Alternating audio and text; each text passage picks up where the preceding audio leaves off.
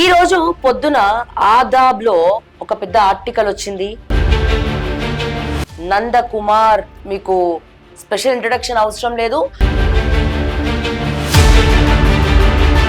మొన్న రీసెంట్ గా అసెంబ్లీ ఎన్నికలకి ముందర సిట్ కేసులో బీజేపీకి ఎమ్మెల్యేలను సప్లై చేస్తున్న కేసులో ఇరికిచ్చి మరి జైలుకి పంపించి ఆ తర్వాత ఆయనకు సంబంధించినటువంటి రెస్టారెంట్ వెంకటేష్ దగ్గుపాటి డిమాలిష్ చేసి నడి రోడ్డు మీద ఆ కుటుంబాన్ని నిలబెట్టింది గత ప్రభుత్వం బీఆర్ఎస్ పార్టీ. అండ్ ముఖ్యంగా వెంకటేష్ మీద, సురేష్ దగ్గుపాటి మీద, రాణా దగ్గుపాటి మీద కేసు అయితే ఎఫ్ఐఆర్ నమోదైంది. దీంట్లో కేటీఆర్ కీలక పాత్ర పోషించిండు. కేటీఆర్ కూడా అరెస్ట్ అయ్యే అవకాశం ఉందా అంటే మరి రకరకాల అంశాలు, డౌట్లు అయితే వస్తా ఉన్నాయి. Welcome to okay TV. నేను మీ శ్రావ్య. ముందుగా ఓకే టీవీ ప్రేక్షకులందరికీ నమస్తే. ఈ రోజు పొద్దున ఆదాబ్ లో ఒక పెద్ద ఆర్టికల్ వచ్చింది. నందకుమార్ మీకు స్పెషల్ ఇంట్రడక్షన్ అవసరం లేదు. మొన్న రీసెంట్ గా అసెంబ్లీ ఎన్నికలకి ముందర సిట్ కేసులో బీజేపీకి ఎమ్మెల్యేలను సప్లై చేస్తున్న కేసులో ఇరికిచ్చి మరి జైలుకి పంపించి ఆ తర్వాత ఆయనకు సంబంధించినటువంటి రెస్టారెంట్ వెంకటేష్ దగ్గుపాటి వీళ్ళందరివి కూడా రాణా దగ్గుపాటిది కబ్జా చేశారని చెప్పి డిమాలిష్ చేసి నడి రోడ్డు మీద ఆ కుటుంబాన్ని నిలబెట్టింది గత ప్రభుత్వం బీఆర్ఎస్ పార్టీ. స్పెషల్ ఇంట్రడక్షన్ అవసరం లేనటువంటి వ్యక్తి ఇప్పుడు తెర మీదకి ఈ రోజు ఉదయం పెద్ద ఆర్టికల్ వచ్చింది. పాయింట్ నెంబర్ 1, దీంట్లో కేటీఆర్ కీలక పాత్ర పోషించిండు. కేటీఆర్ కూడా అరెస్ట్ అయ్యే అవకాశం ఉందా అంటే మరి రకరకాల అంశాలు, డౌట్లు అయితే వస్తా ఉన్నాయి. అండ్ ముఖ్యంగా వెంకటేష్ మీద, సురేష్ దగ్గుపాటి మీద, రాణా దగ్గుపాటి మీద కేసు అయితే ఎఫ్ఐఆర్ నమోదైంది. నాంపల్లి కోర్టు మరి మొట్టికాయలేసింది. మళ్ళీ సంక్రాంతికి వస్తున్నాం లాగా జైలుకి కూడా వాళ్ళు వెళ్ళబోతున్నారా, వీళ్ళతో పాటు కేటీఆర్ కూడా అరెస్ట్ అవుతాడా? ఈ విషయాలన్నీ కూడా మనం అడిగి తెలుసుకుందాం. సార్ నమస్తే అండి.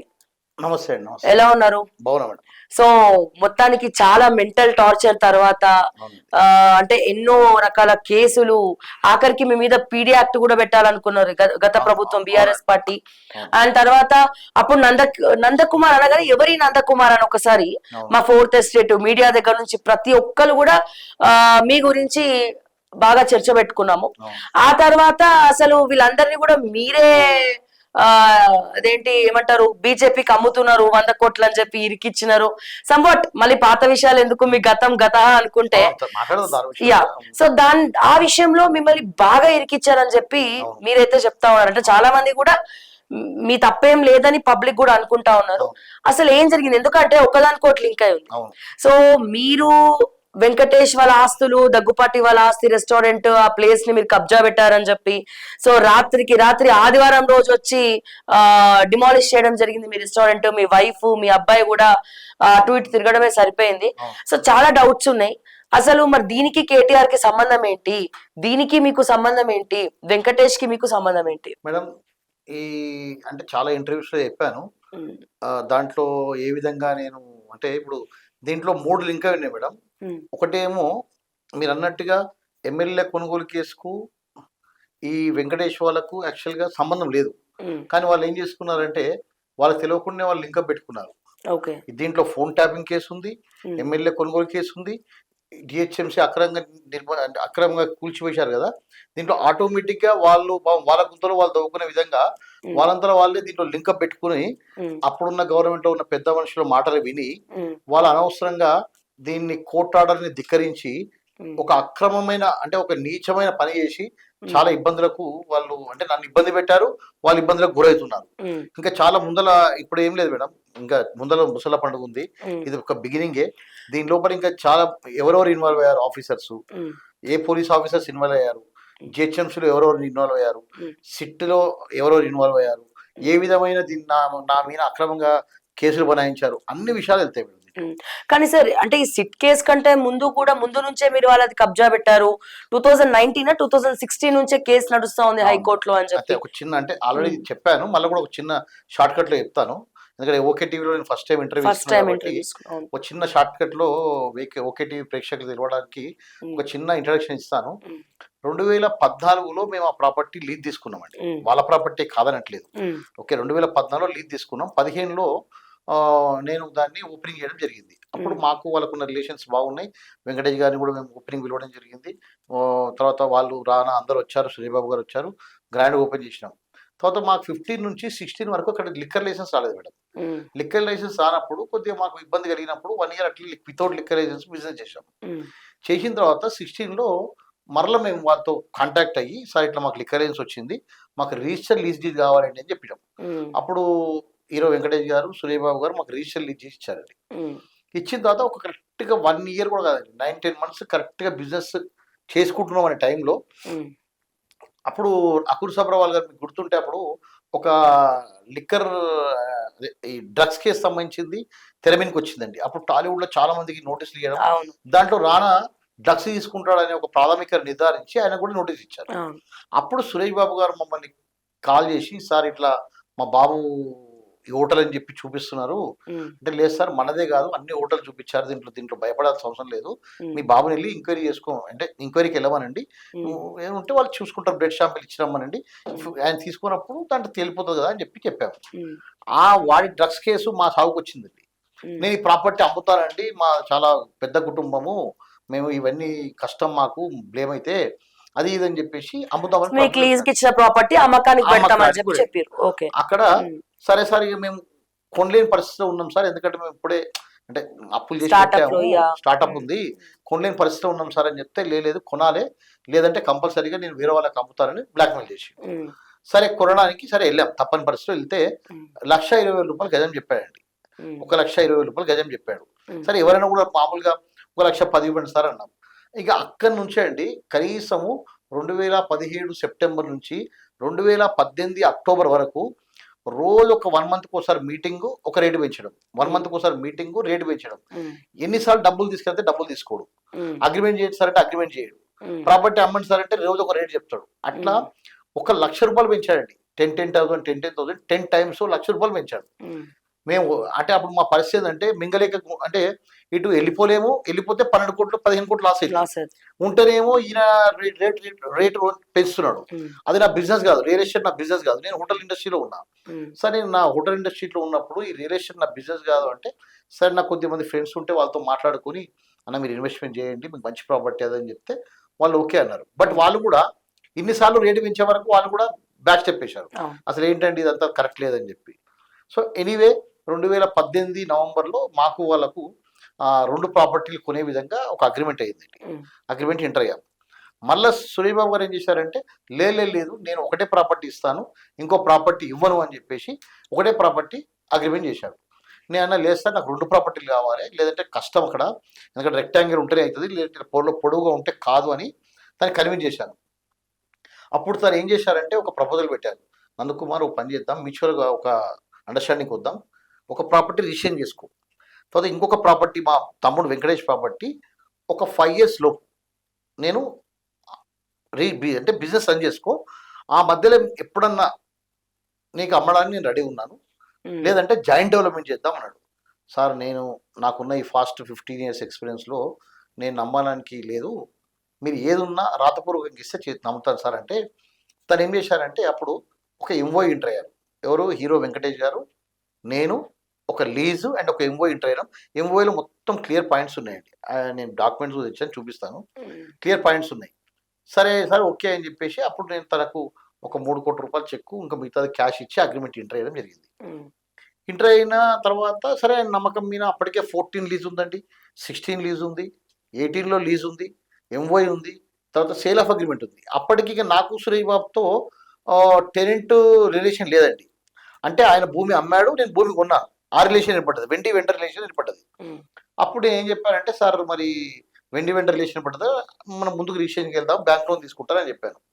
ఓకేనండి అన్నాడు, అగ్రిమెంట్ ఇచ్చాడు. అగ్రిమెంట్ ఇచ్చిన కరెక్ట్ 1 weekలోనే ఆయనకి ఇంకెవరో వచ్చి 2 lakhs ఇస్తామని చెప్పి ఆఫర్ ఇచ్చారు. నా అగ్రిమెంట్ ఇచ్చామని మర్చిపోయాడా, లేకుంటే అంటే అహంకారమా, లేకుంటే ఎక్కువ వస్తాయి కదా, 5 కోట్లు ఎక్కువ వస్తున్నాయి కదా అని చెప్పి నన్ను పక్కన పెట్టేసి ఇంకోరికి అగ్రిమెంట్ ఇచ్చేసి, థర్డ్ పార్టీకి అగ్రిమెంట్ ఇచ్చేసి, మీతో మాట్లాడలేదు, చెప్పలేదు, ఏం లేదు, మాట్లాడలేదు, చెప్పలేదు, ఏం లేదు, నాకు నోటీస్ ఇవ్వాలి, డ్యూ ప్రాసెస్ ప్రకారం నాకు అగ్రిమెంట్ ఇంటర్ అయినా నా చెక్కులు అతని దగ్గరనే ఉన్నాయి. మరి ఏమి ఇంటర్ కాకుండా డైరెక్ట్గా వేరే వాళ్ళకి అగ్రిమెంట్ ఇచ్చాడు.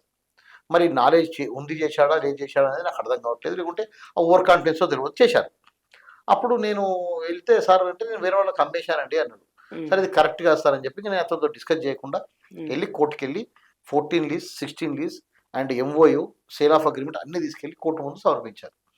కోర్టు నాకు ఇమ్మీడియట్గా సురేష్ బాబు ప్రాపర్టీలో నాట్ టు ఎలినేట్ అంటే మీరు ప్రాపర్టీ అమ్మొద్దు until dispose of the case అని చెప్పి ఆర్డర్ ఇచ్చారు. వెంకటేష్ గారి ప్రాపర్టీలో నాట్ టు ఇంటర్ఫియర్ ఆల్రెడీ మీరు వీరికి ఎంఓ ఇచ్చారు, లీజ్ ఇచ్చారు, నాట్ టు ఇంటర్ఫియర్ అని చెప్పి వారికి ఒక ఆర్డర్ ఇచ్చిండు. ఈ 2 ఆర్డర్లు తీసుకుని నేను వ్యాపారం చేసుకుంటున్నాను మేడం. ఇంకా నన్ను అక్కడ ఏ విధంగానైనా పంపించాలని నాకు కమిషనర్ తెలుసు, నాకు డీజీపీ తెలుసు, నేను కేసులు పెట్టిస్తా, నువ్వు ఎట్లెళ్ళవు నేను జిహెచ్ఎంసీ కమిషనర్కి చెప్తా అని అక్కడి నుంచి బ్లాక్మెయిల్ మొదలుపెట్టిండు. బ్లాక్మెయిల్ మొదలు పెడితే నేనేం చేసిన, నువ్వు పెట్టేది ఏంది, చీటింగ్ నువ్వు చేసావు నేను చేయలేదు, 2 అగ్రిమెంట్ నువ్వు చేసావు నేను చేయలేదు, 2 అగ్రిమెంట్ చేయడం తప్పు నీదైతే నువ్వు నన్ను దబాయిస్తావు నేను డీజీపీ గారికి కంప్లైంట్ ఇచ్చాను, చీఫ్ కమిషనర్ గారికి కంప్లైంట్ ఇచ్చాను. ఇచ్చినప్పుడు ఇమీడియట్గా నా దగ్గరికి వచ్చి కూర్చొని కలిబులు కబుర్లు చెప్పి ఆ నందకుమార్ అట్లా కాదు ఇట్లా కాదు మనం ఒక కాంప్రమైజ్ చేద్దాం అది ఇది అని చెప్పి ఆ కేసు విడ్రా చేయించుకుంటాను. నేను పెట్టే క్రిమినల్ కేసు విడ్రా చేయించుకొని మళ్ళీ తను జిహెచ్ఎంసీ కంప్లైంట్ చేయడం మొదలుపెట్టిండు. సో బ్యాక్ స్టాపింగ్ సరే సార్ మీ ఇష్టం ఏం చేసుకుంటారు చేసుకోండి, నేను ఇది కోర్టు వ్యవహారంలో ఉంది, కోర్టు ఈ విధంగా చెప్తా ఆ విధంగా చేద్దాం, లేదంటే నేను న్యాయంగా డబ్బులు ఇచ్చి తీసుకోవడానికి రెడీగా ఉన్నాను, నాకు డబ్బులు ఇచ్చి తీసుకుంటాను, 2 ప్రాపర్టీలు ఇవ్వండి, నీకు నాకు పంచాయతీ లేదు, ఎందుకంటే నేను నీ ప్రాపర్టీ ఫ్రీగా అడగట్లేదు, నేను డబ్బులు ఇచ్చి తీసుకుంటాను అంటున్నాను. అంటే లేదు నేను అమ్మడమే సార్, ఆల్రెడీ ఒకరికి 2 అమ్మిన తర్వాత ఇంకా నేను అమ్మనంటారు ఏంటి అని నేను అన్నాను. అక్కడ డిఫరెన్స్ స్టార్ట్ అయింది మేడం. సరే 20 కరోనా వచ్చింది, 21 కరోనా వచ్చింది. 20లో కూడా ఏషియన్ థియేటర్ వాళ్ళ పార్ట్నర్ ఉంటాడు సునీల్ నారాయణ గారు వచ్చి ఎన్నోసార్లు తనకు కూడా చెప్పారు, నాకు కూడా చెప్పారు. నేను ఆల్వేస్ సార్ రెడీ ఉన్నా, నేను ప్రాపర్టీ దాంట్లో డబ్బులు పెట్టా, అప్పటికి 15 కోట్లు 20 కోట్లు పెట్టా, మళ్ళీ నేను కరోనాలో రినోవేషన్ చేసుకున్నాను మేడం, పెట్టాను సునీల్ గారు అని చెప్తే సునీల్ గారు కూడా వాళ్ళు అట్లేం చేస్తారు, ఎప్పుడు ఆయనకు కొద్దిగా గ్రీడీ ఎక్కువ ఆశ, ఈవెన్ నన్నే మోసం చేసిండు అని చెప్పి సునీల్ నారాయణ గారు చెప్పిండు. అంటే నా పార్ట్నర్ ఏంటి నాకే ఆయన అంటే తను ఒక different mentality, stubborn and greedy అంతా ఉంటుంది కాబట్టి ఆయన ఇట్లా చేశాడు, నాతో కూడా నాకు కూడా ఇస్తా అని చేశాడు అని చెప్పి ఆయన మీద కంప్లైంట్ ఇచ్చిండు. న్యాయం అంతా మీ వైపే ఉంది, స్టోరీ అంతా ఓకే, అది ఇక్కడ అయిపోతుంది, కంక్లూజన్ చేస్తాను మేడం. అయిపోయిన తర్వాత నేను ఇంకా వాళ్ళు నా మీద 2020 అక్టోబర్లో ఎవిక్షన్ సూట్స్ ఫైల్ చేశారు. అంటే ఎవిక్షన్స్ అంటే ఏంటి, నేను పొజిషన్లో ఉన్నా కాల్ చేయమని ఫైల్ చేశారు. అప్పుడు 2021లో జడ్జి గారు ఏం చెప్పారంటే, అసలు సురేష్ బాబు ఒక జడ్జిమెంట్ ఇచ్చారు, అసలు నువ్వు ఒకరి దగ్గర 6 కోట్లు తీసుకుంటావు, ఇంకోటి దగ్గర 6 కోట్లు తీసుకుంటావు, మళ్ళీ నువ్వు కోర్టుకు వచ్చినావు, నీకు అసలు రెంట్ కట్టేది లేదని చెప్పి ఒక జడ్జిమెంట్ ఇచ్చింది. వెంకటేష్ గారికి ఏం జడ్జిమెంట్ ఇచ్చిందంటే, నువ్వు ఆల్రెడీ 14, 16, 18 అగ్రిమెంట్లు చేశావు, లీజ్ అగ్రిమెంట్ చేశావు, నందుకు అమ్ముతానని ఎంఓ ఇచ్చావు, కాబట్టి నువ్వు ఈ ప్రాపర్టీలో ఇంటర్ఫియర్ కావద్దు, వాళ్ళు ఏదైనా ఉంటే కోర్టులో రెంట్ కడతారని చెప్పింది. నేను 6వ సంది కోర్టులో రెంట్ కట్టడం మొదలుపెట్టాను. ఇది ఈ విధంగా స్టేటస్ నడుస్తున్నప్పుడు ఆయనకి ఏంటంటే ఇంకా కోర్టు వ్యతిరేకంగా తీర్పు వచ్చింది, అది ఆయన కొద్దిగా డయేష్ కాలేదు, తట్టుకోక ఈ కోర్టు ఆర్డర్లు ఉండగానే తన కొడుకు పేరు మీద రిజిస్ట్రేషన్ చేసిండు. ఎంత పెద్ద తప్పది, సరే చేసిండు, చేస్తే కోర్టు ఏం చేసింది, కొడుకును కూడా నా కేసులో ఇంప్లీడ్ చేసింది. సరే ఆ విధంగా సివిల్ డిస్ప్యూట్స్ నడుస్తున్నాయి. నా మీద ఎప్పుడు ఏదో విధంగా జిహెచ్ఎంసీ కంప్లీట్ చేయడము, ఇంకొక అథారిటీ కంప్లీట్ చేయడము, నందు నాకు నుంచి ఎట్లైనా పంపించాలి అని ఎప్పుడు పొద్దు సమానం అదే దాంట్లో ఉంటారు.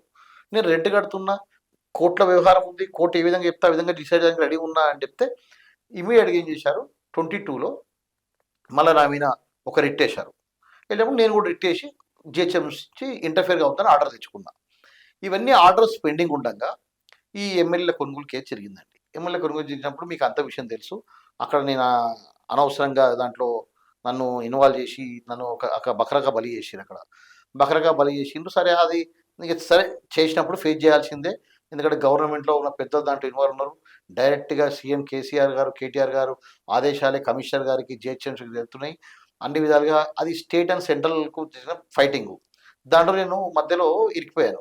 హ్యాపీగా హోటల్ బిజినెస్ చేసే టైంలో దాంట్లో ఇరికిపోయాను. సరే ఇరికిపోయాను, దాన్ని ఫేస్ చేయాల్సిందే, ఫేస్ చేస్తున్నాను.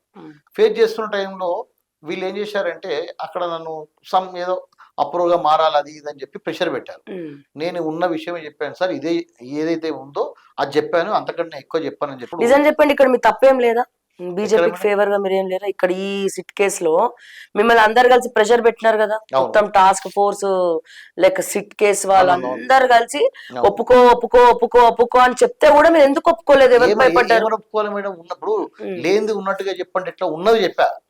నేను వెళ్ళాను, కలిశాను, అంతే తప్ప అక్కడ డబ్బులు 100 కోట్ల రూపాయల వ్యవహారం అనేది తప్పు సార్ అని చెప్పి ఉన్న విషయం చెప్పా. అప్పుడున్న సివి ఆనంద్ గారు అప్పుడు కమిషనర్, సిట్ ఇన్ఛార్జ్ ఉన్నారు, వారికి కూడా చెప్పాను సార్ ఇది సార్ ఫ్యాక్ట్. ఎందుకంటే అక్కడ ఎటువంటి డబ్బుల విషయం లేకుండా డబ్బుల విషయం ఎత్తి ట్రాప్ చేసి ఇరికిచ్చారు ఆ కేసులో. సరే, అది కోర్టులో ఉంది కదండి, అది కూడా కోర్టులో ఉంది కదా. కోర్టు నిజంగానే నందకుమార్ నువ్వు దోషి అని చెప్తే నేను దోషి అని నమ్ముతాను. కానీ అది కోర్టులో ఉండగా, ఇవి కోర్టులో ఉండగా దీనికి దానికి ఏం సంబంధం సరే? ఎమ్మెల్యే కొనుగోలు కేసుకు అసలు ఈ సురేష్ బాబు వెంకటేష్ ప్రాపర్టీకి ఏం సంబంధం చెప్పండి? నన్ను ఇంకా అంటే అక్కడ నన్ను డిఫేమ్ చేయాలి, ఎక్కడ ఒకటి దొరకబట్టాలి, మా మాట వినకుంటే ఏమైతుంది నీకు చూపిస్తాము అనే ఒక అహంకారంతో అప్పుడున్న గవర్నమెంట్ లో పెద్దలు నా మీద కక్ష కట్టినప్పుడు ఈ ఇన్సిడెంట్ సాగు తీసుకొని సురేష్ బాబు వెంకటేష్ కేటీఆర్ కేసీఆర్ కలవడం జరిగింది. కలిసి వాళ్ళకు మొత్తం సారి ఈ విధంగా కబ్జా ఉంది అది అంటే వాళ్ళకు కూడా రాంగ్ ఇన్ఫర్మేషన్ ఇచ్చారా, రైట్ ఇన్ఫర్మేషన్ ఇచ్చేది తెలియదు. నేనేమంటున్నానండి, సరే కేసీఆర్ కేటీఆర్ వీళ్ళని పిలిచిండా, వీళ్ళు వాళ్ళని పిలిచిండ్రా, ఓకే వెళ్ళి మాట్లాడుకున్నారు. మాట్లాడినప్పుడు ఇది కోర్టులో 2018 నుంచి కోర్టులో వ్యవహారం ఉందని తెలుసు, తర్వాత హైకోర్టులో ఉందని తెలుసు. ఇన్ని ఆర్డర్లు ఉన్నా కూడా అంటే తెలంగాణలో కోర్టులు పనిచేయట్లేదా? తెలంగాణలో ఏ కోర్టు ఆర్డర్ అంటే కూడా ఎవరికి లెక్కలేదా? సరే, వాళ్ళంటే గవర్నమెంట్లో ఉన్నారు పెద్దలు, మరి వీళ్ళకేం బుద్ధి లేదండి? వీళ్ళు సెలబ్రిటీలే కదా, వీళ్ళకు కోర్టు వ్యవహారం తెలుసు కదా, ఆస్తులు లేవా వీళ్ళకు? ఒక్కటే వెహికజారే ఉందా వీళ్ళకి? లేదు కదా, ఉంది కదా. ఎన్నో ప్రాపర్టీలు లొకేషన్ గా గవర్నమెంట్ అడ్డం పెట్టుకొని 80 ఎకరాలు గోపనపల్లిలో, 26 ఎకరాలు కారామెట్లో, ఎన్నో 100 ఎకరాలు నొక్కేసిండ్రు, వైజాగ్ లో గుట్టలు కొనేసిండ్రు. అటువంటప్పుడు ఇది కోర్టు ఏ విధంగా చెప్తే ఆ విధంగా డిసైడ్ చేయాలి కదండి. కోర్టు పరిధిలో ఉన్న అంశం తెలిసి కూడా వీళ్ళు వెళ్ళి అక్కడ ఒక కాన్స్పిరసీ చేసి రాత్రికి రాత్రే నా హోటల్ డిస్మెంటైల్ చేయాలని చెప్పి ఒక పన్నాగం పనుకొని జిహెచ్ఎంసీ అధికారులకు కేటీఆర్ గారు, అప్పుడున్న మున్సిపల్ మినిస్టర్ అయిన అరవింద్ కుమార్ ప్రిన్సిపల్ సెక్రటరీ ఉండే, లోకేష్ కుమార్ కమిషనర్ ఉండే, వీళ్ళందరికీ కేటీఆర్ గారు ఆర్డర్ ఇచ్చారని చెప్పి వాళ్ళే చెప్పుకుంటారు. ఈవెన్ ఇది నేను చెప్పలేదండి, సురేష్ బాబు గారే ఒక మిత్రుడితో చెప్పిన సంభాషణ. కేటీఆర్ కూడా మరి ఫండింగ్ ఇచ్చి ఉండొచ్చు వీళ్ళు. మధ్యలో ఫండింగ్ ఇచ్చిండ్రా, పార్టీ ఫండ్ ఇచ్చిండ్రా, ఎలక్ట్రల్ బాండ్ ఇచ్చినా తెలియదు మేడం. ఈ హిమ్సెల్ఫ్ అంటే మాకు కేటీఆర్ కేసీఆర్ అనే వాళ్ళు బాగా హెల్ప్ చేశారు. తర్వాత మాగంటి గోపి ఎమ్మెల్యే ఉన్నాడు కదా, ఆయన కూడా హెల్ప్ చేశాడు మాకు, అంటే వాళ్ళని కనెక్ట్ చేసేట్లో. తర్వాత రకరకాలుగా వాళ్ళే ఓపెన్ గా చెప్పుకుంటున్నారు మార్కెట్ లో. అమ్మ అసలు సీఎం గారు లేకపోతే నా పరిస్థితి ఏంది అంటే, సీఎం గారు కేటీఆర్ కేసీఆర్ లేకుంటే తినడానికి లేదా మేడం? ఇప్పుడు వాళ్ళని ఇరికిచ్చిండు, ఈయన ఇరికిండు, ఇల్లీగల్ పనులు చేసి. అందులో సరిగ్గా ఫోకస్ పెడితే నాకు తెలిసి ఇది ఈ రేస్ కన్నా చాలా పెద్ద కేసు అవుతుంది. ఈ రేస్ లో ఒక మున్సిపల్ మంత్రిగా అరవింద్ కుమార్ కి ఎట్లా ఇన్స్ట్రక్షన్స్ ఒక మున్సిపల్ శాఖ వచ్చి ఎట్లా డిమాలిష్ చేస్తుంది? కోర్టులో కేసు అది కూడా సండే రోజు డిమాలిష్ చేసింది. హైకోర్టు ఆర్డర్లు బేఖేతరు చేయకుండా డిమాలిష్ చేసిండ్రు. ఎట్లా డిమాలిష్ చేసిండు మేడం? డిమాలిష్ చేసినప్పుడు మా వైఫ్ మా బాబు వచ్చి వాళ్ళకు కోర్టు ఆర్డర్ చూపించడం జరిగింది. అంటే అక్కడ ఉన్న ఏసీపీ రాజ్ కుమార్ కానివ్వండి, ఇంకొక జోనల్ కమిషనర్ కానివ్వండి, నన్ను కాంటాక్ట్ చేసి సార్ మేము అనవసరంగా బలైపోయామండి, మమ్మల్ని కొద్దిగా కాపాడండి సార్ అంటే, నేను మీరు ప్రభుత్వ అధికారులు ఉంటే ఈరోజు ఇక్కడ ఉండి కొద్దిగా పనిచేస్తారు, కానీ ఇట్లాంటి తప్పుడు పనులు చేసి మీ లైఫే మొత్తం జైలుకి వెళ్ళే అవకాశం ఉంది కదా, ఎందుకు చేయాలి తప్పుడు పనులు అని చెప్పి నేను చెప్పాను. లేదు సార్, మేము పొద్దున క్రికెట్ చూసుకుంటా మంచిగా కూర్చున్నాము, సడన్లీ కేటీఆర్ గారు మా కమిషనర్ గారికి ఆర్డర్ ఇచ్చారు, కమిషనర్ గారు మాకు ఆర్డర్ ఇచ్చారు. అప్పుడు సండే రోజు బుల్డోజర్స్ ఉండే కదండి, కిరాయి బుల్డోజర్లు తీసుకొని వచ్చేసారు. కిరాయి బుల్డోజర్ తీసుకొచ్చుకుంటే సండే రోజు అవసరమే ఉంది, కొట్టిన తర్వాత టాస్క్ ఫోర్స్ అక్కడ జూబ్లీహిల్స్ పోలీసులు, బంజారాహిల్స్ పోలీసులు బందోబస్తు ఇచ్చారు. సరే, వాళ్ళు అడిగితే ఏమంటారంటే మేము ట్రాఫిక్ జామ్ ఉంది కాబట్టి బందోబస్తు ఇచ్చినాం అంటారు. అసలు మీకు కోర్టు ఏమడగాలంటే మీకు కోర్టు ఆర్డర్ ఉందా అని అడగాలి. పోలీసు కూడా ఏం చెప్తారంటే మీకు కోర్టు ఏమైనా ఆర్డర్ ఉందా అండి, పలగొడతలకి వెళ్తున్నప్పుడు ఎందుకు వస్తారంటే సెక్యూరిటీ చేయడానికి వీళ్ళు. క్లియర్ గా అండర్స్టాండింగ్ ఏంటంటే అప్పుడు ఉన్న కమిషనర్ అండ్ కేటీఆర్ చెప్తే ఏదైనా రాజు తలుచుకుంటే దెబ్బలు వాళ్ళకి మీరు లడ్డు దొరికిన విషయంలో సురేష్ వాళ్ళకి కూడా ఫేవర్ అయిపోయింది. ఇక వాళ్ళకి ఏదో దొరికిందే మోక అని చెప్పి వీళ్ళు వెళ్ళి చేసుకొని మొత్తం కాన్స్పిరసీ చేసి రానా దగ్గుబాటి అభిరామ్ అందరు కలిసి పొద్దున పలగొట్టేశారండి. ఓటర్ పలగొట్టిన తర్వాత మధ్యాహ్నం తర్వాత ఆల్ మీడియా మేనేజ్ చేసేసారు కంప్లీట్. అందరు మీడియా ఒకటి పాపం మీ ఆవిడ్ని కూడా చాలా ఒక్కదని చేసి అటు తిప్పించుకొని తను ఏడవడము. మా బాబు ఏడిచిన ఎంత గొగలు పడ్డా పోలీస్ స్టేషన్కి వెళ్ళి కంప్లైంట్ ఇస్తే కంప్లైంట్ తీసుకోరండి. నరేందర్ అనే సిఐ కంప్లైంట్ తీసుకోవట్లేదు. కంప్లైంట్ తీసుకోకుండా కంప్యూటర్ పనిచేయట్లేదు అని చెప్తారంట. అక్కడేమో మా పార్ట్నర్స్ ఉన్న వాళ్ళందరూ తీసుకెళ్లి టాస్క్ ఫోర్స్ ఆఫీస్ లో కూర్చోబెట్టి నందకుమార్ మీద మీరు కేసు పెడితేనే బయటకు వెళ్తారు. రాత్రి 3 గంటల వరకు అండి. సురేష్ బాబు అక్కడే ఉన్నాడు. సురేష్ బాబుకి ఏం పని ఉందండి? అసలు టాస్క్ ఫోర్స్ వాళ్ళకు నా హోటల్లో ఏం పని ఉంది? సరే లాండ్ ఆర్డర్లు అంటే వచ్చిర్రు. అసలు ట్రాఫిక్ సమస్య ఉంటే లాండ్ ఆర్డర్లు ఎందుకు వస్తారండి? వచ్చిర్రు. వచ్చి మరి టాస్క్ ఫోర్స్ ఆఫీస్ లో రాత్రి 2 గంటల వరకు సురేష్ బాబు ఉండి అందరికి నా పార్ట్నర్స్ అందరికి బాబు మీరు ఇక్కడి నుంచి వెళ్ళిపోండి, ఐ విల్ కాంపన్సేట్ యూ, మీకు డబ్బులు ఇస్తా అని చెప్పి వాళ్ళకి ఆశ పెట్టి వాళ్ళతో అక్రమంగా రాయించుకున్నట్ట. ఏమని? మీకు పొజిషన్ హ్యాండ్ ఓవర్ చేస్తున్నట్టుగా. అసలు అక్రమంగా రాయించుకోవడం ఏంటంటే, లేదంటే టాస్క్ ఫోర్స్ వాళ్ళకి చెప్పి కేసు పెట్టిస్తాం, మీరు బయటికి వెళ్ళరు. టాస్క్ ఫోర్స్ వాళ్ళు ఆఫీస్ లో ఎట్లుంటది మేడం అంటే, మనం వెళ్ళిపోయినాం అనుకోండి, వాళ్ళు ఫోన్ తీసేసుకుంటారు. తీసుకున్న తర్వాత అసలు మనం ఎక్కడున్నాం ఇన్ఫర్మేషన్ కూడా ఎవరికి ఉండదు, మన ఇంట్లో కూడా తెలియదు, ఎక్కడ తెలియదు. సో అటువంటి పరిస్థితులలో ఏం చేయాలి? అప్పుడు వాళ్ళకి తప్పదిగా వాళ్ళ ముందర వేరే వాళ్ళు కొడుతుంటారు. సో అక్కడ వాళ్ళు ఏం చెప్తుంది, రాసి సంతకం పెట్టి రావాల్సింది.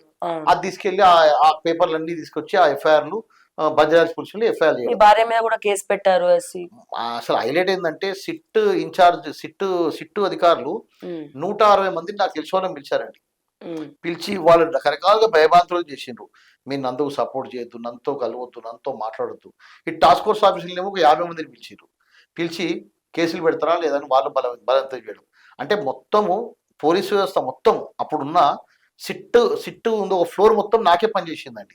అంటే నేను గుండానా, రౌడీనా, లేకుంటే ఏమైనా ఇంత పెద్ద ఎత్తుగా ఎందుకు నా మీద కుట్ర పన్నారు? ఎందుకంటే వాళ్ళకి కావాల్సింది సెంట్రల్ గవర్నమెంట్ ని ఏదో ఒకటి చేసి మీ రూపంలో ఇరికించాలనే దాంతో మొత్తం నా మీద కాన్సన్ట్రేషన్ చేసి రకరకాలుగా నందకుమార్ చెప్పకుంటే కేసులు పెడతామని, మా వైఫ్ మీద ఎస్సీ ఎస్టీ కేసు అండి.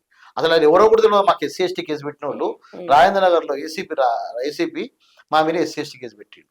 అది కూడా ఉన్నాయి, అన్ని వస్తాయి. ఎవరెవరు నా మీద కేసులు పెట్టిండ్రు, అక్రమంగా ఏమేమి చేసినారు అన్ని ఒకటి కూడా వస్తాయి.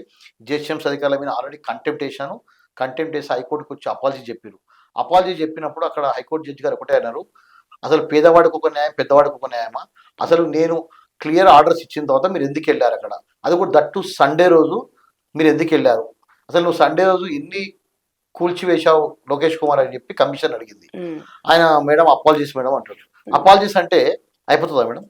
ఇప్పుడు నా బెడ్ అని బట్టర్ ఎట్లా, నా మీద ఆధారపడ్డట్టు ఎట్లా? ఆయన చిన్న అపాలజీ చెప్పేసి వెళ్ళిపోతే అయిపోతుందా?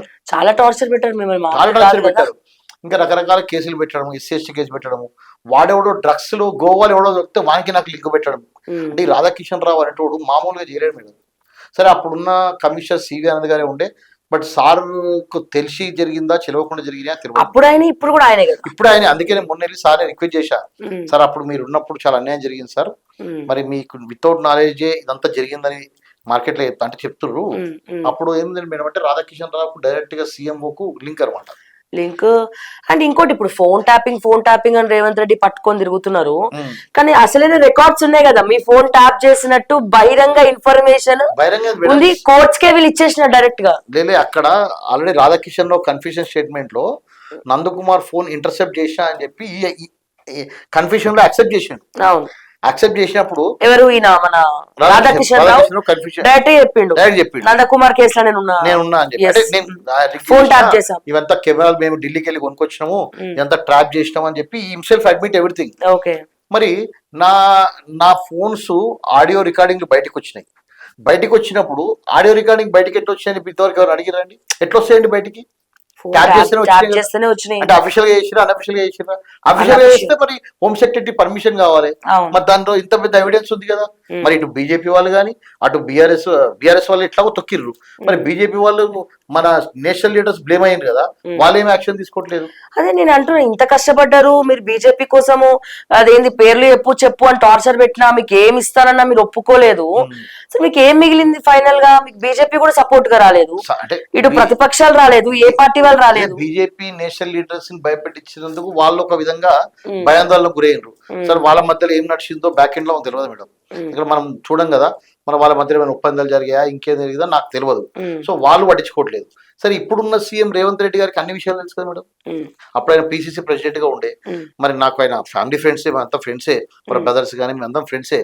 కానీ నేను వెళ్దామంటే నాకు ఎన్నిసార్లు ఫోన్ చేసినా అపాయింట్మెంట్ ఇవ్వరు. నేను విషయం చెప్దామంటే మరి వాళ్ళకేమో గంట సేపట్లో అపాయింట్మెంట్ దొరికింది. నేను కేసు పెట్టిన గంటలో వెళ్ళి రేవంత్ రెడ్డి గారిని కలిసి వాళ్ళకి ఏం మాట్లాడారో తెలియదు. అయితే నాకు తెలిసింది ఏంటంటే పొంగులేటి శ్రీనివాస్ రెడ్డి వియ్యం కూడా అంట కదా వెంకటేష్.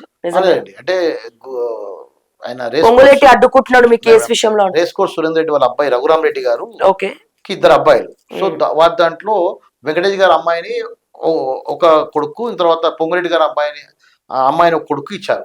సో అట్లా వెంకటేష్ గారు పొంగురెడ్డి గారు బ్రదర్స్ వర్స్. సో రఘురామ్ రెడ్డి గారు వియ్యంకులు అవుతారు.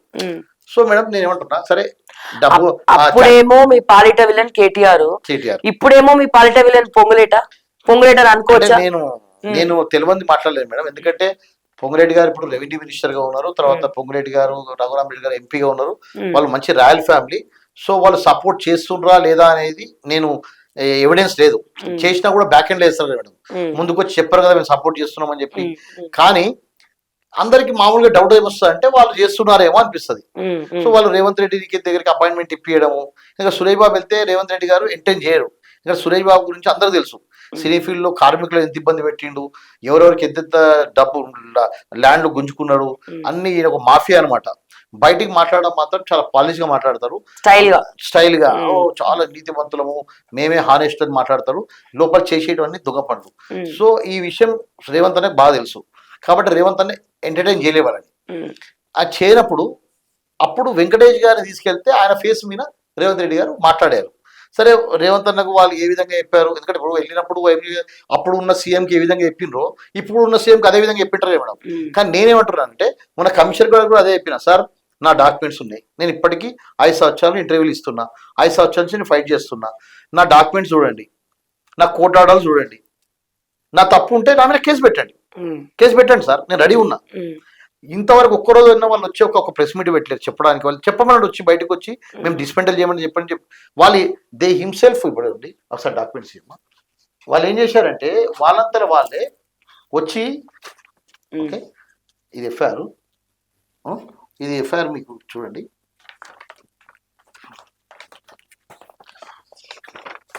ఇది కూడా మేడం. ఇక్కడ బుల్డోజర్ పాలిటిక్స్. ఓకే, నా హోటల్ ఎట్లా పడబడుతుంది, ఇక్కడ అంతా మొత్తం పోలీసు వాళ్ళు మేడం, మొత్తం అంతా వాళ్ళే పోలీసు వాళ్ళు. అసలు ఎవరు అడ్డుకుంటారు అని చెప్పి వీళ్ళకి ఏం ఉద్రిక్త వాతావరణం జరిగిందని చెప్పి పోలీసు వాళ్ళు వచ్చారు ఇక్కడికి. ఇక్కడేమో పోలీసు వాళ్ళు వచ్చారు, వీళ్ళు వెళ్ళిపోయినరు, టాస్క్ ఫోర్స్ వాళ్ళు వచ్చారు. వీళ్ళు వెళ్ళిపోయితో టాస్క్ ఫోర్స్ వాళ్ళు వచ్చారు. అసలు అక్కడ బయట ఎంత ఒక గడ్జెట్ స్టూడియోని పెట్టినాం మేడం, ఒక 1.5 crore పెట్టి అక్కడ సామాన్ తీసుకుందామంటే కూడా టైం ఇవ్వలేరట. సామాన్లు పోయినాయి, ఇన్వెస్ట్మెంట్లు పోయినాయి, మానసికంగా వేధింపులు. మా బాబు మా ఇద్దరు అక్కడ వెళ్ళి ఇది చేస్తుండ్రు. తెలుసు, అంత ఐడియా ఉంది. అప్పుడు నేను కూడా వెళ్ళినాను అక్కడికి.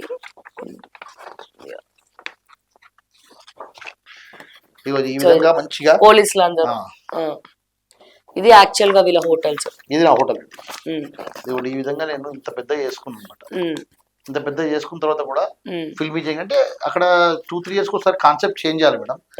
రీల్స్ లో సో ఫిల్మీ జంక్షన్ ఉండే, ఫస్ట్ సదరన్ స్పేస్ ఉండే, ఫిల్మీ జంక్షన్ ఉండే.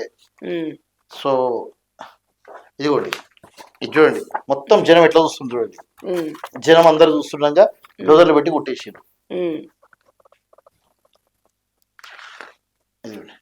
చాలా బాధ అనిపిస్తుంది కదా సార్ ఇట్లా అన్ని రకాలుగా, మెంటల్ గా ఫిజికల్ గా. మనము దీని మీద ఆధారపడి ఉన్నాం.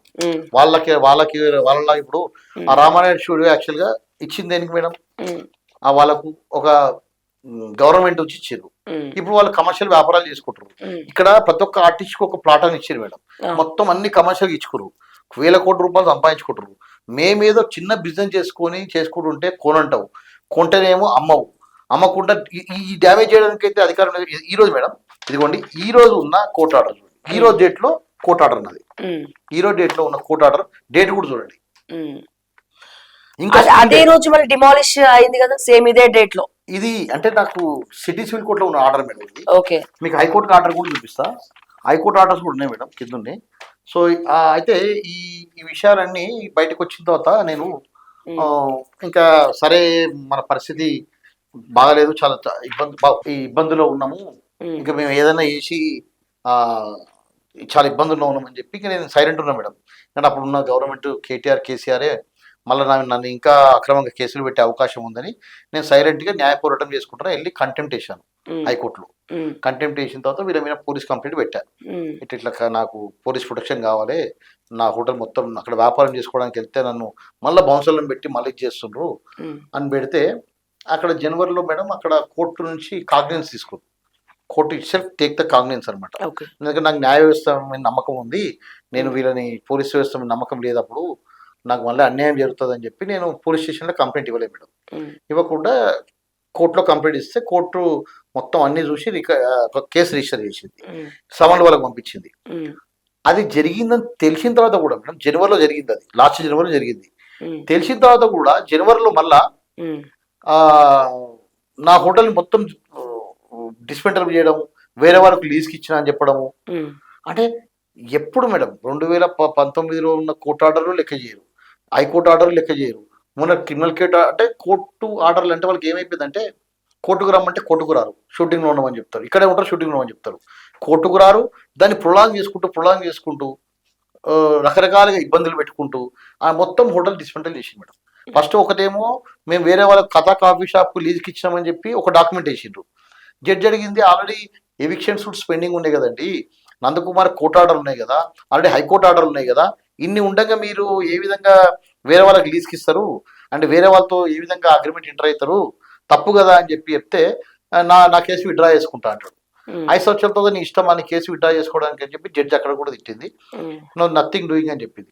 అయితే అక్కడ మళ్ళీ నేను వెళ్ళి ఎక్కడ వ్యాపారం చేసుకుంటాను అని చెప్పి మా వాళ్ళు అక్కడే ఉండంగా రాత్రికి మా డ్రైవర్ మా ఇంకో మేనేజర్ ఉంటాడండి, వాళ్ళు వచ్చేసిండ్రు. రాత్రికి రాత్రే మొత్తం బిల్డింగ్ డిస్మెంటల్ చేసిండ్రు. ఆ ఫొటోస్ కూడా ఉన్నాయి మీ దగ్గర. రాత్రికి రాత్రి డిస్మెంటల్ చేసి కంప్లీట్ గా ఇది చేసి లెవెల్ చేసిరు. అక్కడ ఉన్న ఏసీలు మొత్తం అన్ని తీసుకొని ఎంత అహంకారం అంటే ఎక్కడ పోయినాయి అని అడిగితే, సార్ మేము బౌన్సర్లకు ఇచ్చేసాం సార్, బౌన్సర్లు అమ్ముకుర్రు అని చెప్తున్నాం. మీ జనరేటర్ కూడా వాళ్ళ మొన్న రీసెంట్ గా ఒక జనరేటర్ మిగిలింది. జనరేటర్ మిగిలితే వాళ్ళ మామయ్యకు రానా వాళ్ళ వైఫ్ జనరేటర్ డబ్బులు అడిగితే ఇవ్వలేడట, ఇవ్వకుంటే ఈ జనరేటర్ ఇచ్చిరని చెప్పి మొన్న టీవీలో ఆమె చెప్తుంది, మా మామయ్య ఇంటర్వ్యూలో జనరేటర్ డబ్బులు ఇవ్వలేదని అని చెప్తుంది. అంటే నేను అలా అడ్వకేట్ కూడా అడిగాను, సార్ అక్కడ జనరేటర్ ఉంది అందుకని వేరే దగ్గర వ్యాపారం చేసుకుంటున్నా, జనరేటర్ అని ఇవ్వండి, నేను తీసుకుంటే బాగుండదు ఎందుకంటే కోర్టులో ఉంది కదా ఇష్యూ అంటే. అడ్వకేట్ అండి, మొత్తం మిస్లీడింగ్ అడ్వకేట్ అనమాట. అడ్వకేట్ ఏం చేశాడంటే వీళ్ళు ఇమీడియట్ గా అక్కడి నుంచి జనరేటర్ తీసేయండి సార్, నందు జనరేటర్ అడుగుతుందని చెప్పి, తర్వాత బిల్డింగ్ అంతా భూస్థాపితం చేయండి అని చెప్పి మొత్తము అడ్వకేట్ దీన్ని మిస్లీడ్ చేయడము, వాళ్ళని మిస్లీడ్ చేయడము. అంటే ఇప్పుడు వాళ్ళకి ఏముంటారు ఏంటంటే వాళ్ళు కోర్టులో కేసు వేసిన తర్వాత అడ్వకేట్ మీద వదిలేశారు. సో సరే వాడికి ముందు పెట్టే వరకు వదిలేసినట్టు లేడు. సో అది మనకు మంచిదే. నేనేమంటారు అంటే అంత అంటే ఇప్పుడు చిన్న పిల్లని కూడా అర్థమవుతాయండి కేసు, కోర్టు ఆర్డర్ ఉండగా డిస్మెంటల్ చేయడము ఇవన్నీ చేయొద్దు కదా. మరి అంత పెద్ద సెలబ్రిటీలు అయి ఉండి అన్ని తెలిసి కూడా ఆ అహంకారమా ఓవర్ కాన్ఫిడెన్సా అనేది తెలియదు మేడం. వాళ్ళు అంత ఈజీగా కేటీఆర్ ఇరుక్కోవడం దీంట్లో, కేటీఆర్ ఇప్పుడు దీంట్లో ఉండడానికి పెట్టాం. నేను ఎట్లా ఇప్పుడు వాళ్ళ యొక్క ఫోన్స్ ఉంటాయి మేడం, ఇప్పుడు కేటీఆర్ సంబంధించిన ఇప్పుడు కేటీఆర్ సంబంధించినవి వాళ్ళ మీటింగ్ వెళ్ళినప్పుడు వాళ్ళ వీళ్ళు కూర్చున్నప్పుడు సెల్ ఫోన్ టవర్స్ దొరుకుతాయి, వాళ్ళ డాటా వీళ్ళ డాటా తీస్తే దొరుకుతుంది. సో నేను ఈ రోజు ఆయన మున్సిపల్ మినిస్టర్ కాబట్టి ఆయన అంటున్నా, ఎందుకంటే మున్సిపల్ మినిస్టర్ తెలియకుండా ఇంత పెద్ద అవకాశం లేదు. అప్పుడు నా జరిగిన ఇన్సిడెంట్ కు ఆ మున్సిపల్ మినిస్టర్గా ఉన్నప్పుడు పలగొట్టిరని చెప్పి నాకు తెలుసు, కానీ నేను ఎవిడెన్స్ లేదు కదా, ఎవిడెన్స్ ప్రూవ్ చేయడానికి ట్రై చేస్తున్నా మేడం. ఎవిడెన్స్ 100% నిజంగానే కేసు పెడుతున్నారు కేటీఆర్ మీద కూడా, అంటే నాకు డ్యామేజ్ జరిగింది ఎట్లా అంటే మున్సిపల్ మంత్రిగా ఎట్లా ఇన్స్ట్రక్షన్స్ మేడం, ఇస్తారు దాంట్లో డిమాలిష్ అదే చేయమని మేడం, చెప్పి? ఇప్పుడు ఇన్స్ట్రక్షన్ ఇచ్చిన అంటే కేటీఆర్ గారు ఏదైతే ఇప్పుడు ఫార్ములా ఈ కేసులో ఏ విధంగా చెప్పిండు ఆయన, అరవింద్ కుమార్ ట్రాన్స్ఫర్ చేశాయని చెప్పిండు. అవును. ఇప్పుడు అరవింద్ కుమార్ కింద ఉన్న బిఎల్ఎన్ రెడ్డి వాళ్ళు ఎక్కిండ్రు.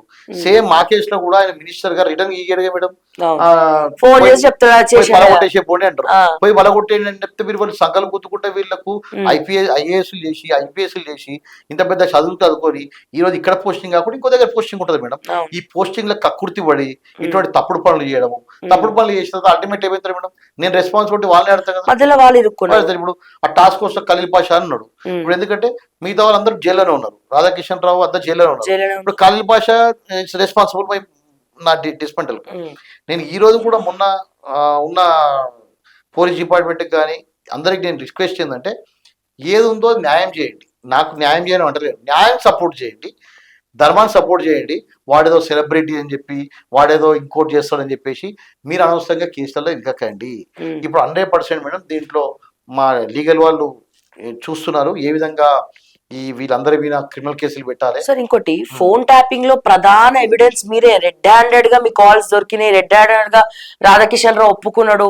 అయినా ఫోన్ ట్యాపింగ్ ని కూడా తెర మీదకి తీసుకొచ్చి రేవంత్ రెడ్డి పట్టించుకోవట్లేదు. స్టార్టింగ్ ఏమో చాలా సీరియస్ గా తీసుకుంటున్నాం దీని అన్నాడు, ఇప్పుడు అంతా కూడా ఏం చెప్పట్లేదు. ఆ కేసు ఏమైందంటే అసలు ఈ విషయంలో నేను డీజీపీ గారికి కలిశాను, కమిషనర్ గారిని కలిశాను. అప్పుడు కొత్తకోట శ్రీనివాసరెడ్డి సార్ ఉండే, డీజీపీ గారు రవిగుప్తా ఉండే. సార్ ఈ విధంగా నా దాంట్లో ఎవిడెన్సెస్ ఉన్నాయి, మరి మీకు ఏదైనా అంటే వాళ్ళే అడిగారు, నందకుమారి నీ దాంట్లో ఎవిడెన్సెస్ ఉన్నాయి మాకు ఉపయోగపడతాయి అన్నారు. నేను ఎనీవే సార్ నా ఎవిడెన్సెస్ నా దగ్గర లేవు, సీఎం కేసీఆర్ గారే ఎవిడెన్స్ ఇచ్చారు. ఆ రోజు ప్రెస్ మీట్ పెట్టి అందరికీ మొత్తం హైకోర్టు జడ్జీలకు సుప్రీంకోర్టు జడ్జీలకు పంపించారు. ఆయనంతలో ఆయన్నే అక్కడ నా ఫామ్ హౌస్ లో ఉన్న కెమెరాల్లో జరిగిన మొత్తం అంటే నా కేసులో అదే ఎవిడెన్స్ మేడం. కోర్టు కూడా ముట్టుకెళ్ళేసింది కేసు. అదే అంటే tampering of the evidence, tampering of the evidence వాళ్ళే చేశారు. ఆడియో క్లిప్స్ నా టీ న్యూస్ లో ప్లే చేసి తర్వాత అన్ని టీవీలోకి ఇచ్చారు. ఎందుకంటే ఒక టీవీ బదలాం కావని చెప్పి. నేను ఒకటే అడుగుతున్నా మేడం, నా ఆడియోలు ఎట్లొచ్చాయి మీకు, నా వీడియోలు ఎట్లొచ్చాయి మీకు, దానికి సమాధానం చెప్పమని చెప్పి డీజీపీ గారిని కలిశాను, కమిషనర్ గారిని కలిశాను, ఎన్నోసార్లు చెప్పాను, బహిరంగ ఇంటర్వ్యూలో చెప్పాను. అయినా కూడా ఇప్పుడున్న గవర్నమెంట్కి ఎందుకు ఇంట్రెస్ట్ లేదు, ఇంత మంచి ఎవిడెన్స్ ఉన్న కేసులో ఎందుకు ఇంట్రెస్ట్ లేదు? ఎవరు కాపాడుతున్నారు ఎక్కడ అంటే మేడం పార్టీ ఎక్కడ ఇంటర్నల్ గా ఎక్కడ లింక్ ఉంటుందో మనకు అర్థం కావట్లేదు. లేని ఎవిడెన్స్ లకి ఏమో వెతుకుతున్నారు, ఉన్న ఎవిడెన్స్ ఏమో వదిలేసిండ్రు.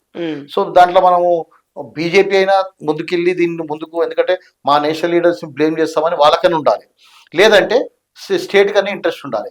ఇటు స్టేట్కు ఇంట్రెస్ట్ లేదు, అటు సెంట్రల్కు ఇంట్రెస్ట్ లేనట్టుగా నాకేమో నేను ఒక మిడిల్ క్లాస్ మనిషి. నా ఇన్సిడెంట్ తర్వాత మేడం చాలా ఇబ్బందులు పడ్డా. 1 year వరకు నాకు అసలు నాతో మాట్లాడేవాళ్ళు లేరు, నాకు ఫైనాన్షియల్ సపోర్ట్ లేదు. అందరూ సిట్ ఆఫీస్కి పిలిచి నందుకు మీరు డబ్బులు ఇస్తే, అంటే నాకు డబ్బులు ఇవ్వాల్సిన వేరేలో గారు నందుకు సపోర్ట్ చేస్తే మీ మీద కేసులు పెడతామని చెప్పి భయపెట్టించిండ్రు. ఎందుకంతండి అంతకంత కక్ష?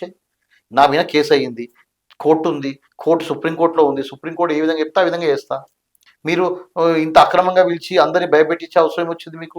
ఎందుకంటే అప్పుడున్న గవర్నమెంట్ ఆదేశాలు, ఇప్పుడు పోలీస్ ఆఫీసర్ కూడా ఏం చేస్తారు మేడం, గవర్నమెంట్ ఆదేశాలు ఏం చేస్తారు. సార్ ఒక స్ట్రైట్ ఒక క్వశ్చన్ అడగనా? చెప్పండి. మీకు గవర్నమెంట్ ఏం ఆఫర్ లేదు, అప్పుడున్న బీఆర్ఎస్ పార్టీ ఒప్పుకో నీకు ఆ ల్యాండ్ రాసిస్తా ఈ ల్యాండ్ రాసిస్తా, సో ఇన్ని రకాల ఆఫర్లు ఇచ్చే ఉంటుందని నేను అనుకుంటున్నా. ఇచ్చింది మేడం, కానీ అయినా కానీ మీరు ఎవరి పేర్లు చెప్పలేదు. ఆ పార్టీ కూడా సపోర్ట్ లేదు కదా మీకు? బీజేపీ సపోర్ట్ ఉందా? లేదు, బీజేపీ కూడా సపోర్ట్ లేదు. నేను అదే అంటున్నా, నాకు ఇప్పుడు సెంట్రల్ లీడర్లు ఈ కేసులో ఉన్నారని చెప్పి వాళ్ళేం పట్టించుకోవట్లేదు. దీంట్లో స్టేట్ లీడర్లకు అసలు అవసరం దాన్ని పట్టించుకునే టైం లేదు. కాంగ్రెస్ ఇన్వాల్వ్ అవుతుందని కూడా కాంగ్రెస్ పట్టించుకోవట్లేదు. ఏది మేడం? కాంగ్రెస్ కూడా, కాంగ్రెస్ వాళ్ళకేమో అసలు ఈ గొడవంతా బీజేపీది బీఆర్ఎస్ది మాకెందుకు పంచాయతీ అని చెప్పి వాళ్ళ దూరం ఉన్నారు. ఓకే, ఇక్కడ బీజేపీ వాళ్ళు ఏమో ఇదంతా సుప్రీంకోర్టులో ఉంది ఈ కేసు కాబట్టి అని చెప్పి బీజేపీ పెద్దవాళ్ళు వాళ్ళు పట్టించుకోవట్లేదు. వాళ్ళకి చాలా ఉంటాయి కదా దేశం సంబంధించిన ఇష్యూలు ఉంటాయి. ఇక్కడ స్టేట్ వాళ్ళకేమో అమ్మో ఇది మా బాస్ వాళ్ళది, మేము దీన్ని ఇన్వాల్వ్ అవుతుంది, వీళ్ళకి ఇంట్రెస్ట్ లేదు. ఎవరికి ఇంట్రెస్ట్ లేదు మేడం, కానీ అన్యాయం జరిగింది నాకు. అన్ని విధాలుగా ఆస్తులు ధ్వంసమైంది నావి, బలిపశువైనప్పుడు నాకు న్యాయం జరిగినప్పుడు నేను దీంట్లో అందరినీ తీసుకొస్తాను మేడం. ఎందుకంటే నాకు ఎక్కడెక్కడ అన్యాయం జరిగింది, ఎవరెవరు అన్యాయం చేసిండ్రు, ఏ ఆఫీసర్ అన్యాయం చేసిండ్రు, ఏ పొలిటికల్ లీడర్స్ అన్యాయం చేసిండ్రు, అందరికీ నేనైతే కేసులు పెట్టాల్సింది కదా. నాకు న్యాయం జరిగే వరకు అయితే నేను పోరాడతాను కదా, 100% నేను న్యాయం జరిగే పోరాడతాను. దగ్గుపాటి ఫ్యామిలీ వీనా ఇంకా ఏమేమి కబ్జాలు ఉన్నాయి, వీళ్ళు ఎక్కడెక్కడ కబ్జాలు చేసిండ్రు, ఇప్పుడు ఎన్ని చేస్తున్నా మేడం. ఇప్పుడు వాళ్ళకి చాలా, ఇప్పుడు వాళ్ళు బయట కనిపించేంత ఇది కాదు, చాలా మాఫియా డీల్స్ ఉన్నాయి, లింక్స్ ఉంటాయి వాళ్ళకి మాట మాట్లాడితే 100 మంది బౌన్సర్లను పిలిచుకొస్తారు. మా ఇంట్లో అదే టెన్షన్ పడుతుంది. అరే వాళ్ళు చాలా పెద్దోళ్ళు రా, 1000 కోట్లు ఉన్నోళ్ళు రా, నిన్ను ఏమైనా చేస్తారా అని చెప్తే నేను అమ్మ ఏ రోజైతే నన్ను ఈ కేసులో ఇరికిచ్చి నన్ను బలిపశం చేసిండ్రు ఆ రోజు నేను చావుకు సిద్ధపడ్డా. సో ఎవరేం చేసినా మేడం నేను అతను న్యాయం జరిగే వరకు పోట్లాడతాను. నాకు ఇప్పుడు ఉన్న సపోర్ట్ అలా మీడియా అంటే కొన్ని మీడియా అండ్ జ్యుడిషియల్ అండి. జ్యుడిషియల్లో నాకు 100% న్యాయం జరుగుతుందని ఆశిస్తున్నా మేడం. ఎందుకంటే 100% వాళ్ళు కంటెంప్ట్ కిందకి వచ్చిండ్రు. సివిల్ కోర్టులో కంటెంప్ట్స్ ఉన్నాయి, హైకోర్టులో కంటెంప్ట్స్ ఉన్నాయి. నేను పోలీస్ ప్రొటెక్షన్కి వేసినాను, ఏది అక్కడ నాకు వ్యాపారం చేసుకోవాలని చెప్పి, అది కూడా పెండింగ్ ఉంది. నాకు 20 కోట్ల రూపాయలు డ్యామేజెస్ జరిగినాయని చెప్పి కూడా నేను కోర్టుకు చెప్పడం జరిగింది. హైకోర్టులో నేను డ్యామేజ్ సూట్ కూడా వేసుకుంటాను. వీళ్ళని ఇంకొక అంటే వీళ్ళు ఇప్పుడు ఒక స్టేజ్ దాటిపోయింది మేడం. వీళ్ళు దగ్గుబాటి ఫ్యామిలీ వాళ్ళు ఏమైపోయిందంటే సరే ఈ మనుషులను మోసం చేయడం కాకుండా కోట్లను కూడా మోసం చేసిండ్రు. ఒక తొందరలోనే పెద్ద బ్లాస్టింగ్ వస్తుంది. ఇంకొక పెద్ద బ్లాస్టింగ్ ఉంది. ఆ బ్లాస్టింగ్ మామూలు బ్లాస్టింగ్ ఉండదు. వీళ్ళు జ్యుడిషియల్ వ్యవస్థని ఏ విధంగా మోసం చేశారు, ఏ విధంగా అక్రమాలకు పాల్పడ్డది అనేది ఒక ఎపిసోడ్లో వస్తుంది. అది వచ్చిన తర్వాత చెప్తా. నేను ఎప్పుడు కూడా బిఫోర్ చెప్పేసా. ఈ లాస్ట్ జనవరిలో కూడా నేను కొడాల నాని గారు, నల్లమల బుజ్జి గారు చెప్పినప్పుడు చెప్పాను, సార్ ఈ విధంగా నేను కేసు రిజిస్టర్ చేస్తున్నాను అని చెప్పా. ఏమవుతుందండి, సెలబ్రిటీలు కదా, కేసు బుక్ చేస్తే ఏమవుతుంది వాళ్ళకి. ఇప్పుడు ఇంకొక విషయం అండి మేడం, అల్లు అర్జున్ విషయంలో కేసు బుక్ చేసిండ్రు. బుక్ చేసినప్పుడు ఆయన ఏమో అరెస్ట్ చేసిండ్రు. ఆయన కూడా నాన్ బెయిలబుల్ అరెస్ట్ వారెంట్ ఇచ్చిండ్రు, కోర్టుకు తీసుకెళ్ళిండ్రు. సరే ఏదో హైకోర్టు వల్ల స్కిప్ అయింది ఆయన. మరి నా ఇష్యూలో ఇంత రెడ్ హ్యాండెడ్ గా వాళ్ళు దొంగతనం చేసిండ్రు, టెస్పాచ్ చేసిండ్రు, నా డే రాబరీ చేసిండ్రు అని చెప్పి కోర్టు చెప్పిన తర్వాత కూడా, నాన్ బెయిలబుల్ సెక్షన్స్ ఉన్న తర్వాత కూడా ఈ రోజు వాళ్ళని ఎందుకు అరెస్ట్ చేస్తలేరండి? అదే మిమ్మల్ని అడుగుతున్నా. రేవంత్ రెడ్డి గారు అండ్ అలాగే వాళ్ళ బ్రదర్స్ అందరూ మీకు బాగా పరిచయం అనే చెప్తున్నారు. అప్పుడు గవర్నమెంట్ ఏమో కేటీఆర్ సపోర్ట్ చేసిండు, ఇప్పుడేమో వీళ్ళు ఇంకా అరెస్ట్ చేయట్లేదు. అంటే ఏమైతుంది, ఎవరు అడ్డుపడుతున్నారు? అరెస్ట్ చేయడం దూరం పెడితే అట్లీస్ట్ వాళ్ళని పోలీస్ యాక్షన్ తీసుకోవాలి. లేదు, పోలీస్ స్టేషన్ పిలవండి. వెంకటేష్ ని, సురేష్ బాబుని రావాలి కదా, వాళ్ళకి నోటీస్ ఇవ్వాలి కదా, ఏం జరిగింది అనుకోవాలి కదా, రమ్మనండి. వాళ్ళు పోలీసు వాళ్ళు ఇప్పుడు నేను చూస్తాను ఇన్వెస్టిగేట్ ఏ విధంగా చేస్తారు. పోలీస్ స్టేషన్కి వాళ్ళు వస్తారా? కోర్టులకు రాకుండా తప్పించుకుంటున్నారు. పోలీస్ స్టేషన్ రాకుండా కూడా ఈ రోజు చేస్తారని నమ్మకం ఉంది మేడం. 100% ఏదో విధంగా పోలీసు వాళ్ళ మీద ఒత్తిడి తీసుకొచ్చి దీంట్లో నాకు అన్యాయం చేద్దామనే కాన్సెప్ట్ లో, ఎందుకంటే నాకు నేను కొత్తకోట శ్రీనివాస్ రెడ్డి గారి దగ్గరికి వెళ్ళి కంప్లైంట్ ఇచ్చినప్పుడు, సార్ నేను ఒక ఏసీపీ గారితో ఎంక్వైరీ చేయించి రిపోర్ట్ పంపించారు. ఆ రిపోర్ట్ డీసీపీ గారి దగ్గర ఉంది మేడం, కమిషనర్ దగ్గర కూడా పోలేదు. ఓకే, తర్వాత నేను డీజీ గారికి వెళ్ళి ఒక రిక్వెస్ట్ చేశాను, సార్ ఇట్లా కంప్లైంట్ బుక్ చేయట్లేదు సార్ అంటే, డీజీ గారు ఇంటెలిజెన్స్ తో ఎంక్వైరీ చేయించారు, అది అట్టే ఉంది. అయితే లాస్ట్కి ఇక చెయ్యర్లే పోలీసు వాళ్ళని దాంతో నేను కోర్టుకి వెళ్ళి కోర్టును ఆశ్రయించిన. కోర్టు మేడం ఎప్పుడైనా ఒక కంప్లైంట్, ఇంత పెద్ద వాళ్ళ మీద కంప్లైంట్ చేయాలన్నప్పుడు బలమైన విట్నెస్లు, బలమైన ఆధారాలు, బలమైన అన్ని ఫోటోలు, వీడియోలు, కోట్లాడాలు అన్ని దృష్టితో చేస్తారండి. ఏదో ఒక్కసారి కోర్టు చేసింది అంటే దానికి 100% జెన్యూనిటీ ఉంది. వినాల్సిందే. అంటే అంత పెద్ద వాళ్ళ మీద చేయాలంటే ఏ జడ్జి గారు కూడా ఎవిడెన్సెస్ ప్రైమా ఫైసీ లేని చెయ్యరు. సో చేసి ఇప్పుడు పోలీస్ స్టేషన్ పంపించారు. పోలీసులు ఏ విధంగా దీని లోపల నాకు న్యాయం చేస్తారు? ఎందుకంటే మేడం అక్కడ బిల్డింగ్ లేదు. నా కంప్లైంటే అది. నష్టపోయినా ఇప్పుడు కోర్టు ఏమంటారు మేడం, నాకు కోర్టు ఆర్డర్ ఉంది. కోర్టు ఆర్డర్ ఉన్నాక నేను అక్కడ పోద్దంటారు పోలీసులు. నా పొజిషన్ లో నేను ఎందుకు పోవద్దు అని నేను అడుగుతున్నా. కాబట్టి సరే, నేను ఆయన కూడా వాళ్ళ మాట రెస్పెక్ట్ ఇస్తున్నా, నాకు న్యాయం చేస్తారని ఎక్స్పెక్ట్ చేస్తున్నాను. సీఎం రేవంత్ అన్న కూడా టూర్లో ఉన్నాడు. నేను లాస్ట్ టైం కూడా నేను అన్నకి చెప్పా, వచ్చి నాది కూడా విన్నాడు. ఇప్పుడు వాళ్ళు విన్నావు కదా, నాది కూడా వినండి, న్యాయం చేస్తా అంటే చెయ్యండి, కానీ అన్యాయం మాత్రం చేయకండి. మీరు నాకు న్యాయం చేయకున్నా పర్లేదు, ఇప్పటికే అన్ని రకాలుగా కోల్పోయాను. లాస్ట్ గవర్నమెంట్ లో నాకు చాలా అన్యాయం జరిగింది. ఈ గవర్నమెంట్ లో ఉన్న వాళ్ళు చాలా మంది నాకు పరిచయం మేడం. నేను ఎవరిని వెళ్ళిపడగలేదు, ఎందుకంటే నేను జ్యుడిషియల్ నమ్ముకున్నా. జ్యుడిషియల్ మీద ఏ విధంగా చెప్తా ఆ విధంగా వెళ్తా. నా రిక్వెస్ట్ ఏంటంటే, నాకు న్యాయం చేయకున్నా పర్లేదు, అన్యాయం చేయకండి. మీ న్యాయం చేయకున్నా పర్లేదు, అన్యాయం చేయకండి. ఈ కమిషనర్కు, ఇంకొక దానిలో పోలీస్ కమిషనర్ ఇప్పుడు ఉన్న సివి ఆనంద్ గారు చెట్టు, ఆయనని న్యాయం చేయండి. ఆయన నాకు న్యాయం చేస్తారని నేను కోరుకుంటున్నాను. ఎందుకంటే సార్ ఉన్నప్పుడే నాకు అన్యాయం జరిగింది. సో సార్ నేను కలిసి న్యాయంగా అన్ని విషయాలు, డాక్యుమెంట్స్ అన్ని ఇచ్చిన. సో వాళ్ళు లీగల్ ఒపీనియన్ తీసుకోమని ఎక్స్ప్లెయిన్ చేశాను. సో సార్ ఏందనుకుంటున్నారు అంటే, నేను అక్కడ కబ్జాలు ఉన్నా, నేను రెంట్ కడతలేను అనే విధంగా సార్కి ఒక ఒపీనియన్ ఇచ్చారు. నేను సార్ క్లియర్గా ఎక్స్ప్లెయిన్ చేసిన, సార్ ఇది ఈ విధంగా 2 అగ్రిమెంట్లు చేసినట్టు ఆయన కూడా ఒంటరి అయిపోయిండు. 2 అగ్రిమెంట్లు చేసిండ్రా అని. సార్ 2 అగ్రిమెంట్లు ఏంది, ఒక లీజ్ ఉన్నప్పుడు ఇంతసేపు కొట్లాడే అవసరం లేదు మేడం. అగ్రిమెంట్ చేసుకున్నా కాబట్టి ఆ స్థలం నాకు రైట్స్ ఉన్నాయి కాబట్టి నేను అడుగుతున్నా, అంతేగాని లీజ్ మీద నాకు వాళ్ళ ఆస్తులు మనకు అవసరం లేదు. సరే మేడం, నేను ఇంకా చిరంజీవి గారి మీద ఎందుకు వేయలే, అల్లు గారి మీద ఎందుకు వేయలే? ఒకవేళ నాకు అదే ఉంటే నేను ఎప్పుడైనా చేశానా? నాకు అసలు నాకు క్రైమ్ హిస్టరీ లేదు, నా పైన ఒక్క కేసు లేదు. వీళ్ళ వల్ల నాకు మార్కెట్లో డిఫర్మేషన్ అయింది. ఎవరెవరు మేడం, ఇంకొక విషయం ఏంటంటే, పెద్ద విషయం ఏంటంటే, ఎవరెవరు నా మీద కుట్ర పని చేసిన వాడు ఎవ్వరు లేడు మేడం. ఈరోజు అందరి సిట్ ఏమంటారు, ఎస్ఐబి వాళ్ళు పోయారు, అండ్ టాస్క్ ఫోర్స్ వాళ్ళు పోయారు, కలవకుంట ఫ్యామిలీ వాళ్ళు అయితే అధికారం పోయింది. ఓకే, అండ్ వీళ్ళు ఎవరు, మన రోహిత్ ఓడిపోయాడు, పైలట్ వాళ్ళు ఎట్లా ఓడిపోయారు. సో ప్రతి ఒక్కరికి మేడం మా అమ్మ నాన్న ఏడుపు ఉసురు తగిలింది. నేనేమంటున్నా అంటే, ఒక బీదవాన్ని మధ్యతరగతిని కొడితే ఏమైతే అనేది నా కేసులో నిరూపించబోతున్నా మేడం. ఎందుకంటే నాకు ఎటువంటి సపోర్ట్ లేదు, అయినా కూడా నేను దేవుడి మీద ఆధారపడినా, దేవుడి మీద జ్యుడిషియల్ మీద, నాకు అక్కడ జ్యుడిషియల్లో ఉన్న వాళ్ళే దేవుళ్ళు, అండ్ మీడియా నాకు సపోర్ట్ ఉంది. ఎందుకంటే మీడియా తప్పకుండా సార్, మా ఎంతవరకైనా మేము కూడా సపోర్ట్ చేస్తాం. నాకు తొలి వెలుగు రగన్న కానివ్వండి, న్యాయంగా కొంతమంది తీర్మానం వలన కానివ్వండి అందరూ చేస్తుండ్రు. నేను ఇంకా మీడియా సపోర్ట్ తీసుకుంటాను. ఈ విషయాలు అన్ని ప్రజలకు తెలవాలి, ఏం జరిగిందో. అక్కడ ఏం చేస్తున్నంటే, ఏదో మా ప్రాపర్టీలో నేను వాళ్ళ ప్రాపర్టీలో కబ్జా పెట్టుకున్నానే ఒక కలర్ తీసుకొస్తున్నారు. అది మొన్న నేను కమిషనర్ గారికి ఎక్స్ప్లెయిన్ చేశాను. నేను చూస్తున్నా మేడం, న్యాయం జరుగుతుందని ఆశిస్తున్నా. న్యాయం జరగకుంటే ఇది ఎంతవరకైనా కూడా పోరాడతాం మేడం, న్యాయం జరిగే వరకు పోరాడతాం. ఇప్పుడు మీకు వాళ్ళందరి మీద కోపం ఉందా, బీఆర్ఎస్ పార్టీ వాళ్ళ మీద, లేకపోతే వాళ్ళందరూ కూడా మీ ఫ్రెండ్స్ ఎమ్మెల్యేలు? బీఆర్ఎస్ పార్టీ మీద నాకు ఎటువంటి కోపం లేదు. అప్పుడు నాకు ఉన్నప్పుడు బీఆర్ఎస్ వాళ్ళే చాలా మంది మిత్రులు ఉన్నారు. అక్కడ ఇండస్ట్రియల్ చైర్మన్ బాలమల్లి గారు కానివ్వండి, చాలా మంది మేడం, ఒకరు కాదు మేడం, చాలా మంది మిత్రులు ఉన్నారు. సో నాకు కేటీఆర్ వాళ్ళ కల్వకుంట ఫ్యామిలీలో కూడా వాళ్ళ అల్లుడు చందు అని, సంతోష్ కానివ్వండి, ఓల్డ్ ఫ్రెండ్స్.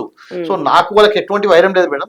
అప్పుడు ఆ జరిగింది, ఆ ఇన్సిడెంట్ అక్కడ జరిగినప్పుడు వాళ్ళు అలా చేయాల్సి వచ్చింది, రాజకీయ కోణంలో చేయాల్సి వచ్చింది. కానీ ఇది ఒక్కటి చేసేది బాగలేదు మేడం. ఎందుకంటే ఆస్తులు ధ్వంసం పర్సనల్ గా ఆస్తులు ధ్వంసం చేసేది తప్ప నాకు వాళ్ళకు నేను రాజకీయాల్లో వాళ్ళకి వైరం కాదు మేడం. అదే ఇటువంటి చేసేది లేకుండే, చేసినా కూడా ఈ దగ్గుబాటి ఫ్యామిలీ వాళ్ళకి చెప్పేది ఉండే, లేదు సార్ ఇది మేము కోర్టులో ఉన్న ఈ వ్యవహారాలు మేము రామ్ సార్ అని చెప్పే ఉండే. వాళ్ళు కొద్దిగా కక్కుర్తి పడి ఇప్పుడు వాళ్ళు ఇరికిర్రు, అందరిని ఇరికిచ్చిండ్రు. చూద్దాం మేడం, ముందు ఇంకా దీంట్లో ఎవరెవరు వస్తారో, ఏమేమి వస్తారో చూద్దాం. ఫైనల్ గా సార్, లాస్ట్ అండ్ ఫైనల్ గా రేవంత్ రెడ్డి గారికి మీరు ఏం చెప్తారు? ఈ గవర్నమెంట్ కి మీరు ఏం రిక్వెస్ట్ చేస్తారు? ఈ గవర్నమెంట్ ఏం రిక్వెస్ట్ చేసేది మేడం, నేను రేవంత్ అన్నకి చెప్పినా కూడా, ఏంటంటే మా మదర్ కూడా కొనంగలే మేడం. సో మా మదర్ కూడా రేవంత్ అన్న కలుస్తా అని చెప్పింది.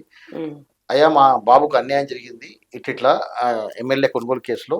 ఎందుకంటే మేడం ఏంటంటే, విచిత్రంగా రేవంత్ రెడ్డి గారు కూడా సేమ్ నాలానే ఇరికారు కదా, ఇరికి అప్పుడు పాపం చంద్రబాబు నాయుడిని ఇచ్చేసిండ్రు. సేమ్ ఇందులో నన్ను బట్టి సెంట్రల్ చేద్దాం అనుకున్నారు. సో మేమిద్దరం ఒక రకంగా మ్యాచ్ అయింది. సో మీకు జరిగిన అన్యాయం నాకు జరిగిందన్న, అట్లీస్ట్ వీలుంటే ఒక అపాయింట్మెంట్ ఇవ్వండి, నేను వచ్చి మొత్తం మీకు లీగల్ పేపర్స్ అని చూపిస్తాను. ఇంటెలిజెన్స్ డీజీ గారికి చెప్పండి, వాళ్ళన్న పేపర్లు చూడమనండి, నాకు న్యాయం చేయండి వీలుంటే. లేదంటే అట్లీస్ట్ నాకు అన్యాయం చేయకండి. ఎందుకంటే నేను నా రిక్వెస్ట్ అదే రేవంత్ అన్నకు, వీలుంటే న్యాయం చేయడం, లేకుంటే అన్యాయం చేయకండి, ఇది నా రిక్వెస్ట్ మేడం. కానీ పోలీస్ డిపార్ట్మెంట్ మాత్రం దీనిలో ఎటువంటి నిష్పక్షపాతంగా ఎంక్వైరీ చేయాలి.